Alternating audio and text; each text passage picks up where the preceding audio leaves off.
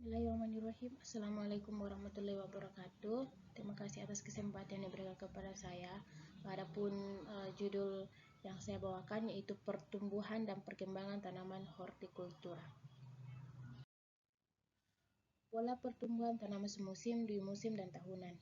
Nah, pola tanaman adalah usaha penanaman pada sebidang lahan dengan mengatur susunan tata letak dan urutan tanaman selama periode waktu tertentu, termasuk masa pengolahan tanah dan masa tidak ditanami selama periode tertentu. Nah, ada 3 macam pola penanaman tanaman. Yang pertama, tanaman semusim, tanaman dui musim, dan tanaman tahunan. Tanaman semusim adalah tanaman yang dipanen dalam satu musim, yaitu antara 3-4 bulan, seperti bawang merah, jagung, dan kedelai antara 6-8 bulan.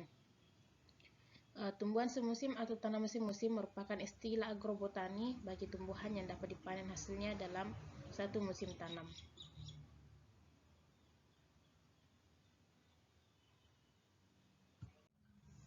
Tanaman dui musim.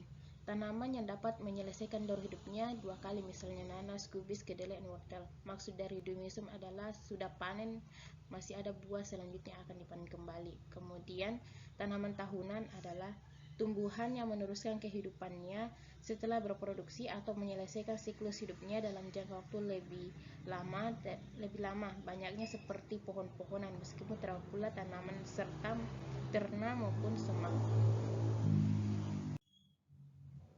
Untuk fase-fase pertumbuhan tanaman hortikultura dalam hal ini adalah bawang merah. Nah, tanaman bawang merah memiliki 2 fase pertumbuhan, yaitu fase vegetatif dan generatif. Fase vegetatif itu yaitu fase pertumbuhan, dan fase generatif ketika sudah memasuki masa setelah memasuki masa munculnya buah. Kemudian fase pertumbuhan pada tumbuhan ada 4. Yang pertama, fase pembelahan sel, di mana fase pembelahan sel adalah terdapat profase, metafase, anafase, dan telofase. Kemudian pertumbuhan sel. Pertumbuhan sel adalah peningkatan jumlah sel per organisme, di mana ukuran sel juga menjadi lebih besar. Kemudian perkembangan sel. Yang kedua adalah fase pelebaran sel, fase perpanjangan sel, dan fase perbungaan. Kemudian fase lak, di mana fase lak adalah produk pertumbuhan yang terbilang cepat. Setiap sel dalam populasi membelah menjadi 2. Derajat pertumbuhan bakteri pada fase ini sangat dipengaruhi oleh sistem genetik yang diturunkan. Kemudian fase logaritmik adalah fase di mana laju pertumbuhan bertambah secara eksponensial sejalan dengan waktu, atau dengan kata lain pada waktu pertumbuhannya berjalan lambat, tetapi kemudian akan meningkat terus sejalan dengan bertambahnya umur tanaman. Kemudian fase stasioner adalah fase ketika laju pertumbuhan sama dengan laju kematian mikroba, sehingga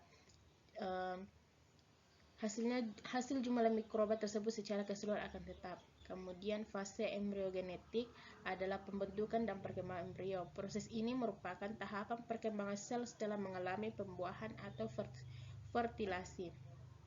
Embriogenesis meliputi pembelahan sel dan pengaturan di tingkat sel.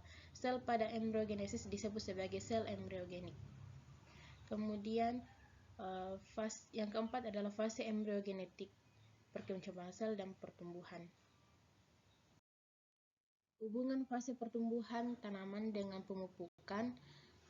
Penggunaan karbo dalam hal ini adalah bawang merah.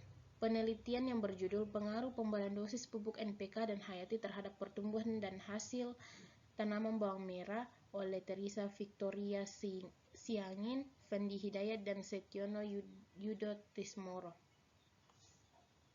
Pada tabel 2 menunjukkan bahwasannya perlakuan yang diberikan ada beberapa. Yang pertama, P0 kontrol, P1, P2, P3, P4, P5, dan P6.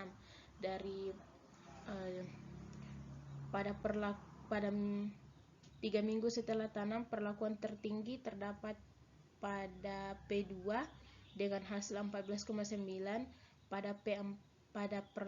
Pada minggu keempat yang paling tinggi berada pada P2. Kemudian minggu ke-5 tidak berbeda nyata, yang paling tertinggi terdapat pada perlakuan P6 dengan pemberian dosis 100% NPK ditambah dengan pupuk hayati 100%, dan kemudian 6 minggu setelah tanam yang tertinggi terdapat pada Penam dengan penambahan 100% NPK dan pupuk hayati 100%. Pada tabel 3 menunjukkan bahwasannya perlakuan yang paling terbaik ditunjukkan pada P5 P6 dengan pemberian pupuk NPK sebanyak 100% ditambah dengan pupuk hayati 100%.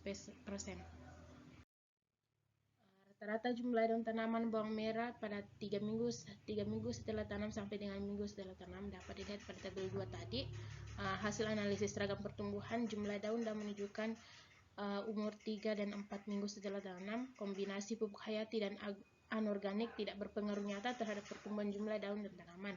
Sedangkan pada umur 5 dan 6 minggu setelah tanam, kombinasi pupuk hayati dan anorganik berpengaruh nyata terhadap pertumbuhan jumlah daun tanaman. Hasil analisis seragam menunjukkan bahwa perlakuan pemberian pupuk hayati berpengaruh nyata terhadap pertumbuhan jumlah anakan tanaman bawang merah. Pengamatan jumlah anakan tanaman bawang merah disajikan pada tabel 3 tadi. Hasil analisis seragam jumlah anakan tertinggi adalah perlakuan P6 di mana menggunakan 100% NPK ditambah dengan pupuk hayati 100%. Sehingga dapat disimpulkan perlakuan pupuk hayati yang dikombinasikan dengan pupuk anorganik menghasilkan jumlah anakan yang paling banyak. Hubungan karbo dengan pertumbuhan tanaman adalah sebagai pembentuk tubuh fisik tanaman yang terdiri dari senyawa organik seperti karbohidrat, protein, minyak, lignin, fenol, selulase, klorofil, enzim, vitamin, hormon, dan lainnya. Kemudian hubungan kandungan karbo dan nitrogen pada tanaman. Dalam hal ini adalah bawang merah. Penelitian berjudul Serapan Nitrogen dan Produksi Bawang Merah Varietas Lembab Palu akibat pemberian bokasi titonia pada Entisol gutarano. Nitrogen adalah unsur utama bagi tanaman sebab merupakan komposisi dari asam amino dalam pembentukan protein, merangsang pertumbuhan vegetatif dan warna daun lebih hijau. Nitrogen juga merupakan unsur hara makro esensial yang dibutuhkan tanaman dalam jumlah besar. Jumlah nitrogen di tanah sangat sedikit, sedangkan yang terangkut oleh tanaman ketika panen sangat banyak dan mudah hilang dalam drainase dan penguapan. Salah satu sumber bahan organik adalah tanaman Tithonia speciosa.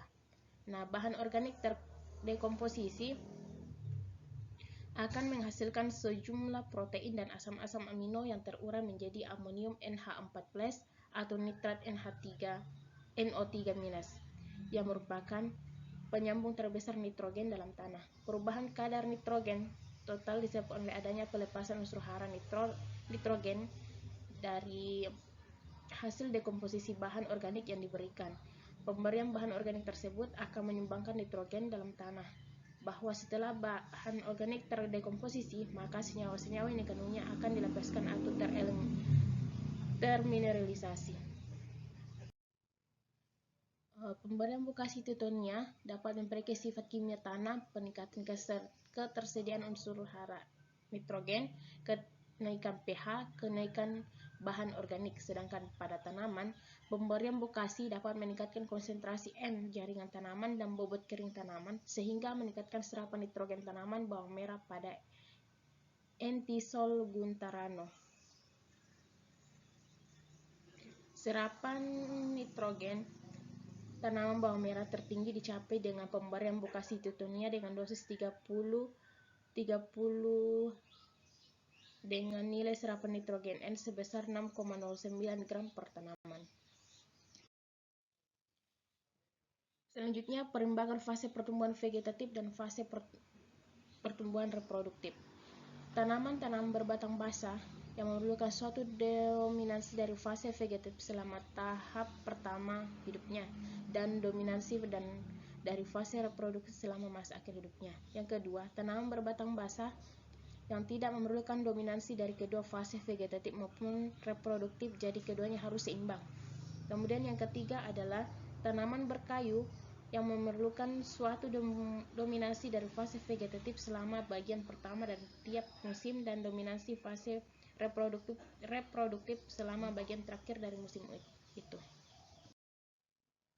Adapun konsep vegetatif dan reproduktif, ada 3 fase di mana fase vegetatif mungkin dominan terhadap fase reproduktif mungkin dominan terhadap fase vegetatif, dan tidak satupun fase yang dominan. Proses vegetatif dan reproduktif tidak ada yang dominan, dan tanamannya mempunyai pertumbuhan vegetatif yang sedang dan berubah banyak. Jadi, pertumbuhan akar, batang, dan daun dihubungkan dengan penggunaan karbohidrat dan perkembangan bunga, buah, dan biji atau sel-sel cadangan yang dihubungkan dengan penumpukan karbohidrat. Perlu diperhatikan, yang berhubungan dengan penggunaan karbohidrat adalah sukulensi yang berlebihan, mudah patah, dalam hal ini renyah dan getas, agak mudah berair, juicy, beberapa sifat yang sangat diinginkan pada suatu tanaman untuk sayuran dan buah. Kemudian yang berhubungan dengan penumpukan karbohidrat adalah tidak atau sukulen, berkayu dan tahan terhadap kedinginan dan kepanasan atau kekeringan. Sifat-sifat yang sangat diinginkan pada tanaman lain seperti tanaman-tanaman yang akan dipindahkan. Kemudian fase vegetatif dominan. Dalam hal ini ada beberapa. Yang pertama, pertumbuhan batang dan daun. Batang menjadi sukulen dan daun besar. Kemudian kutikula, munculnya lapisan lilin sedikit. Kemudian dinding sel tipis. Pada tahap awal pertumbuhan, laju fotosintesis cepat. Pada fase ini, penggunaan karbohidrat lebih banyak dari penumpukannya, karena karbohidrat digunakan untuk perkembangan akar, batang, dan daun. Terima kasih. Mungkin hanya itu yang bisa saya sampaikan. Kurang lebihnya mohon dimaafkan. Wassalamualaikum warahmatullahi wabarakatuh.